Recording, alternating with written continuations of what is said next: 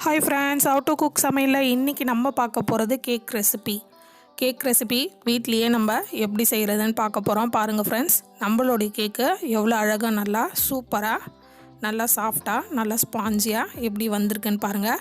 அதுக்கு முன்னாடி நம்ம சேனலுக்குள்ளே போயிட்டு நம்ம சேனலை சப்ஸ்கிரைப் பண்ணலைன்னா சப்ஸ்கிரைப் பண்ணிவிடுங்க. கூடவே வரும் பெல் பட்டனையும் கிளிக் பண்ணிவிடுங்க. இப்போ நம்ம கேக் எப்படி செய்கிறதுன்னு நம்ம பார்க்கலாம் வாங்க. நான் இன்றைக்கி ரவா வச்சு கேக் பண்ண போகிறேன். இந்த கப் அளவுக்கு நான் 1.5 கப் ரவை எடுத்துக்கிறேன். ஒரு மிக்ஸி ஜாரில் நம்ம 1.5 கப் ரவையை சேர்த்துக்கலாம். சேர்த்து நல்லா பவுடர் ஃபார்மில் அரைச்சி எடுத்துக்கலாம். இப்போது மிக்ஸி ஜாரில் நம்ம அரைச்சிக்கலாம். பாருங்கள், இந்த அளவுக்கு நல்லா பவுடர் ஃபார்மாக நம்ம அரைச்சி எடுத்துக்கலாம். இப்போ ஒரு பவுலில் நான் 1/2 கப் தயிர் எடுக்கிறேன். அதை ஒரு பவுலில் சேர்த்துக்கலாம். அதே கப் அளவுக்கு நான் சமைக்கிற எண்ணெயை 1/2 கப் எடுத்துக்கிறேன். அதையும் நான் அதில் சேர்த்துக்கிறேன். கொஞ்சம் கொஞ்சமாக சேர்த்து நல்லா பிளெண்டர் வச்சு நல்லா கலக்கிக்கலாம். பிளெண்டர் இல்லாதவங்க ஃபோக் ஸ்பூன் வச்சு நல்லா பீட் பண்ணிக்கோங்க. எந்த அளவுக்கு நம்ம பீட் பண்ணுறோமோ அப்போ தான் நம்மளுக்கு கேக் நல்லா கிடைக்கும். பாருங்கள் எவ்வளோ க்ரீமியாக வந்திருக்குன்னு. இப்போ நான் ஃப்ளேவருக்காக கொக்கோ பவுடர் 2 ஸ்பூன் ஆட் பண்ணுறேன். ஏன்னா சாக்லேட் ஃப்ளேவர் கொடுக்கும். அதுக்காக நீங்கள் கொக்கோ பவுடர் இல்லைன்னா வெண்ணிலா எசன்ஸ் கூட சேர்த்துக்கலாம். கேக்கோடைய ஃப்ளேவருக்காக தான் நம்ம சேர்க்குறோம். இதையும் சேர்த்து நல்லா பீட் பண்ணிக்கோங்க. நல்லா ஒன்றா எல்லாத்தையும் நல்லா கலக்கிடுங்க. எந்த அளவுக்கு பீட் பண்ணுறோமோ அந்தளவுக்கு கேக் நல்லா வரும்.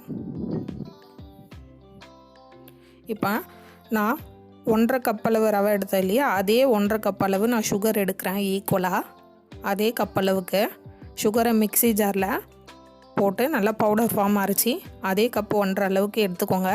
அதையும் இதில் போட்டு நல்லா மிக்ஸ் பண்ணிக்கோங்க.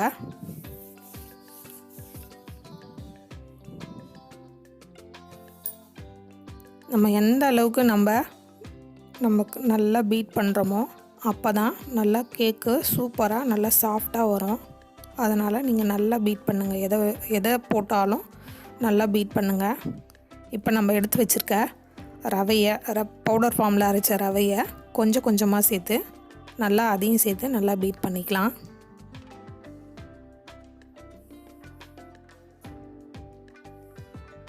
பாருங்கள் எவ்வளோ சூப்பராக நல்லா பீட் பண்ணி நல்லா க்ரீமியாக எடுத்து வச்சுருக்கேன்.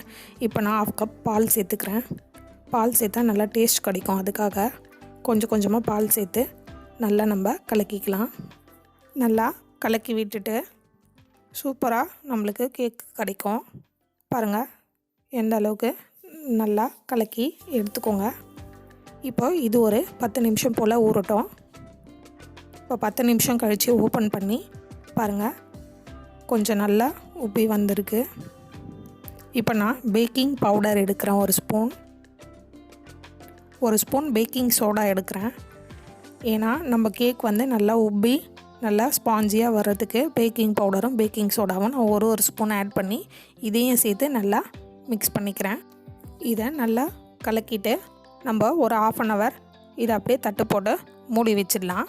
ஏன்னா நம்ம பேக்கிங் பவுடர் பேக்கிங் சோடா நம்ம பால் எல்லாமே சேர்த்துருக்கோம்ல, ரவை சேர்த்துருக்கோம் இல்லையா, அது கொஞ்சம் நேரம் 1/2 hour அப்படியே இருந்தால் கொஞ்சம் நல்லா உப்பி நம்மளுக்கு சூப்பராக கேக் கிடைக்கும். அதனால் இது ஒரு 1/2 hour தட்டு போட்டு மூடி வச்சிடலாம்.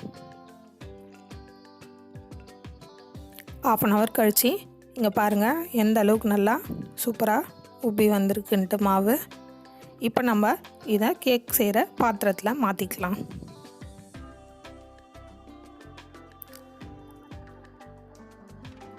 நான் இன்றைக்கி மூடி போட்ட கடாய், அதில் சில்வர் கடாயில் நான் மூடி போட்ட கடாயில் நான் எடுக்கிறேன்.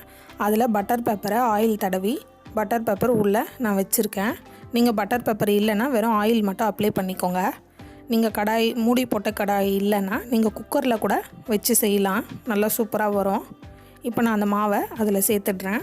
பாருங்கள் எந்த அளவுக்கு திக்னஸ் இருக்குதுன்னு பாருங்கள். அப்படியே நல்லா க்ரீமியாக சாக்லேட் போல் எவ்வளோ அழகாக நல்லா நம்ம மாவு அந்த பாத்திரத்தில் போட்டால் வருது பாருங்கள். அந்த மாதிரி திக்னஸ் இருக்கணும். இப்போது நம்ம ஏர் பபிள்ஸ்லாம் இல்லாமல் ஷேக் பண்ணிவிட்டு இல்லைனா கரண்டி வச்சு நல்லா தட்டி விட்டுருங்க. விட்டுட்டு நான் இன்றைக்கி மேலே டிசைனுக்காக பிஸ்தாவும் பாதாமியும் கொஞ்சம் நீளமாக சீவி எடுத்து வச்சுருக்கேன். அதை வச்சு நம்ம டெக்கரேட் பண்ணிக்கலாம். லைட்டாக அப்படியே மேலே தூவி விட்டுருங்க. பார்க்கவே நம்ம கேக் ஃப்ளேவர் எவ்வளோ சூப்பராக இருக்குது பாருங்கள். டேஸ்ட்டும் நல்லா சூப்பராக இருந்தது. நானும் வீட்டில் செஞ்சு பார்த்தேன். நீங்களும் செஞ்சு பாருங்கள். கமெண்ட்ஸ் பண்ணுங்கள், ஷேர் பண்ணுங்கள், லைக் பண்ணுங்கள் ஃப்ரெண்ட்ஸ். அப்படியே மறக்காமல் நம்ம சேனலையும் சப்ஸ்கிரைப் பண்ணிவிடுங்க. பாருங்கள், நான் இதை ரெண்டுத்தையும் மேலே டிசைனுக்காக நல்லா தூவி விட்டுறேன். தூவி விட்டுட்டு இப்போ நம்ம அடுப்பில் வச்சிடலாம். நான் தோசை கடாய் வச்சு தோசை கடாய் மேலே இந்த பாத்திரத்தை வச்சிடுறேன். வச்சுட்டு மேலே வந்து அந்த மூடி போட்ட கடாய் நான் சொல்லியிருந்தேன் இல்லைங்களா, அதனால் நான் அந்த மூடியை மேலே வச்சிடுறேன். வச்சுட்டு இங்கே பாருங்கள், இந்த மூடியில் ஏர்லாம் வெளியே வரதுக்காக ஒரு ஹோல் இருக்குது. அதனால் நான் இந்த மூடி போடுறேன். குக்கரில் வைக்கும் போது குக்கரோடைய விசிலை எடுத்துகிட்டு அப்படியே நீங்கள் வைக்கலாம் ஸ்டாண்ட் வச்சு. இப்போ பாருங்கள், நான் வச்சுட்டு இது ஒரு 40 நிமிஷம் வேகட்டும். 40 நிமிஷம் கழித்து நான் ஓப்பன் பண்ணி காட்டுறேன். பாருங்கள், ஒரு டூத் பிக் எடுத்துக்கிறேன். டூத் பிக் எடுத்து நம்மளோட கேக் இப்போ வெந்துருச்சான்னு நம்ம எப்படி பார்க்கலாம் பாருங்கள். நம்ம டூத் பிக்கில் நம்மளுக்கு ஒட்டாமல் வந்துச்சுன்னா நம்ம கேக்கு ரெடி ஆகிடுச்சின்னு அர்த்தம். மாவு பதத்தில் பிசு பிசுன்னு இருந்தால் இன்னும் கொஞ்சம் நேரம் வேகணும்னு அர்த்தம். இப்போ பாருங்கள், நம்ம டூத் பிக்கில் ஒட்டாமல் சூப்பராக நம்ம கேக்கு ரெடியாகி வந்துடுச்சு பாருங்கள். இதை அப்படியே மூடி வச்சு கொஞ்சம் நேரம் ஆறட்டும்னு சொல்லி பாருங்கள். இப்போ ஆறிடுச்சு. ஆறிட்டதும் நம்ம கத்தினா இல்லை பிளாஸ்டிக்கில் கேக் எடுக்கிற ஸ்பூன் இருந்தால் அதை வச்சு சுற்றி அப்படியே எடுத்து விட்டுருங்க. பாருங்கள், இந்த மாதிரி சுற்றி எடுத்துகிட்டு ஒரு பிளேட் வச்சு நீங்கள் அப்படியே திருப்பினீங்கன்னா நம்ம கேக் அழகாக அதில் வந்துடும். அந்த பிளேட்டில் அப்படியே இந்த மாதிரி நீங்கள் கேக்கை மாற்றி எடுத்துக்கோங்க. பாருங்கள், இப்போ நான் கேக்கை மாற்றிட்டு அது மேலே இருக்க பட்டர் பேப்பரை நான் பிரித்து எடுத்துடுறேன். நான் பட்டர் பேப்பரை எடுத்துகிட்டு மறுபடியும் இன்னொரு பிளேட்டில் மாற்றிக்கிறேன். பாருங்கள் ஃப்ரெண்ட்ஸ், நம்ம கேக்கு எவ்வளோ சூப்பராக நல்லா வெந்து எவ்வளோ அழகாக நல்லா வந்திருக்கு பாருங்கள். இது டேஸ்ட் ரொம்பவே நல்லா சூப்பராக இருக்கும். நீங்களும் வீட்டில் ட்ரை பண்ணி பாருங்கள் ஃப்ரெண்ட்ஸ். பாருங்கள், இப்போ நான் கட் பண்ணி காட்டுறேன். எவ்வளோ நல்லா சாஃப்டாக வந்திருக்குன்னு பாருங்கள். எவ்வளோ நல்லா ஸ்பாஞ்சியாக நல்லா சாஃப்டாக சூப்பராக நம்ம கேக்கு ரெடி ஆயிடுச்சின்னு பாருங்கள். நீங்களும் வீட்டில் ட்ரை பண்ணி பாருங்கள் ஃப்ரெண்ட்ஸ். ஷேர் பண்ணுங்கள், லைக் பண்ணுங்கள், கமெண்ட்ஸ் பண்ணுங்கள். அப்படியே மறக்காமல் நம்ம சேனலையும் சப்ஸ்கிரைப் பண்ணிவிடுங்க. Thank you friends.